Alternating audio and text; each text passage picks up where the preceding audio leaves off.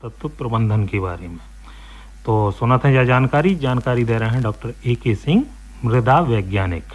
किसान भाइयों को अभी खड़ी फसलों में क्या कार्य करने हैं। पोषक तत्व प्रबंधन, खरीफ में मूंग, उड़द और सोयाबीन की फसल लगी हुई है। इसमें पोषक तत्व प्रबंधन की दृष्टि से उनको कौन कौन सी खास बातें ध्यान रखने योग्य हैं, इसके बारे में उनको जानकारी होनी चाहिए। आजकल बाजार में कई तरीके के उत्पाद प्रचलित हैं। किसान भाई बिना सोचे समझे इन उत्पादों का उपयोग न करें, क्योंकि इनके उपयोग से खास करके जो बाजार में हार्मोन वगैरह उपलब्ध होते हैं, इनका उपयोग बिना सोचे समझे करने से फसल की अनावश्यक वृद्धि बढ़ जाती है और उससे फूल और फल आने की अवस्था विलंबित हो जाती है।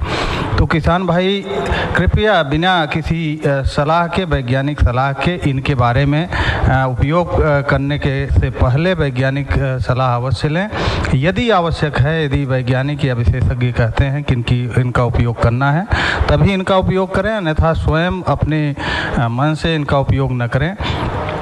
आजकल जो उत्पाद हैं ये हार्मोन के रूप में बाज़ार में उपलब्ध होते हैं या एमिनो एसिड के रूप में उपलब्ध होते हैं। इनके अकारण उपयोग से फसलों की वृद्धि अधिक हो जाती है, जिस कारण फूल और फल की अवस्था ये विलंबित हो जाती है।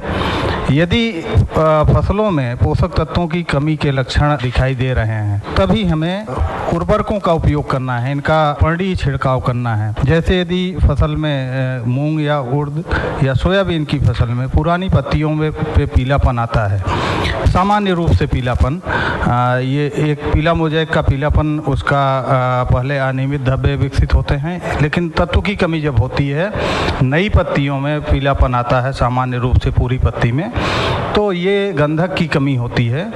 ऐसी स्थिति में हमें गंधक का छिड़काव करना है। गंधक का 0.5% का घोल, 0.5% के लिए 5 ग्राम घुलनशील गंधक प्रति लीटर पानी के हिसाब से घोल बना करके खेत में छिड़काव करें। यदि पुरानी पत्तियों में ऐसे लक्षण दिखाई देते हैं, नत्रजन की कमी परिलक्षित होती है, पुरानी पत्तियों में यदि ऐसे लक्षण हैं तो वो नत्रजन की कमी है। और फसल की वृद्धि यदि बहुत अच्छी नहीं है तो फास्फोरस की भी कमी हो सकती है। ऐसे स्थिति में किसान भाइयों को सलाह दी जाती है कि घुलनशील उर्वरक बाजार में उपलब्ध हैं, NPK, इसके कई कॉम्बिनेशन में आते हैं। जल विलेय घुलनशील उर्वरक 17-17-17, 18-18-18, 19-19-19, इन सब कॉम्बिनेशन में उपलब्ध हैं। इनका 20 ग्राम प्रति लीटर के मान से घोल बना करके किसान भाई फसलों पे पर्णी छिड़काव करें, तो इससे फसलों को नत्रजन के साथ साथ फास्फोरस भी प्राप्त हो जाएगा, साथ में पोटेशियम भी प्राप्त हो जाएगा। तो फूल और फल की अवस्था पे जो इन तत्वों की ज़रूरत होती है, खासकर नत्रजन और पोटेशियम और फास्फोरस, इन तीनों तत्वों की इनकी पूर्ति पर्णी छिड़काव के माध्यम से किसान भाई अपनी फसलों में कर सकते हैं। और इसके अलावा यदि फसलों में जिंक की कमी के लक्षण दिखाई देते हैं, जस्ता की कमी के लक्षण यदि फसलों में दिखाई देते हैं, जैसे पत्तियों के किनारे झुलस जाना, ये जिंक की कमी के लक्षण हैं। सोयाबीन, उड़द, मूंग की जो है किनारे, उनमें क्लोरोसिस हो जाती है। क्लोरोसिस का मतलब है कि उनकी क्लोरोफिल गायब हो जाती है और पत्तियां हल्के भूरे रंग की हो जाती हैं। बाद में यदि पत्ती को हम हाथ में लेकर के मसलते हैं तो उसका बारीक पाउडर बन जाता है। तो ये जिंक की कमी का लक्षण होता है। जिंक की कमी की पूर्ति के लिए 0.5% जिंक चिलेट का छिड़काव करें। बाज़ार में जिंक चिलेट उपलब्ध हैं और चिलेटेड कोई भी जैव उर्वरक होता है वो बहुत जल्दी फसलों को उपलब्ध होता है, यानी उपलब्ध अवस्था में ही ये चिलेटेड उर्वरक आते हैं। जिस अवस्था में पौधा हमारा तत्व को ग्रहण करता है, तो चिलेटेड जिंक 12 से 14% तक इनमें जिंक होता है।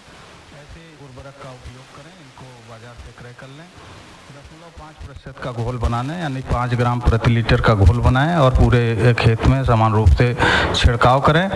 तो इस तरीके से हम जिंक की कमी दूर कर सकते हैं। यदि चिलेटेड जिंक नहीं उपलब्ध है तो जिंक सल्फेट इसका दूसरा सबसे अच्छा माध्यम है।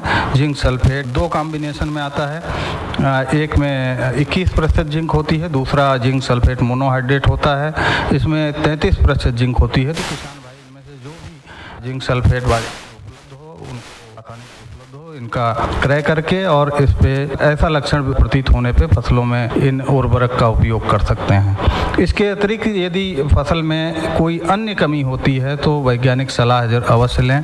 यदि पौधा हमारा बौना रह जाता है, ग्रोथ स्टंटेड होती है, टेढ़ा मेढ़ा पौधा होता है, तो ये फास्फोरस की कमी के लक्षण होते हैं।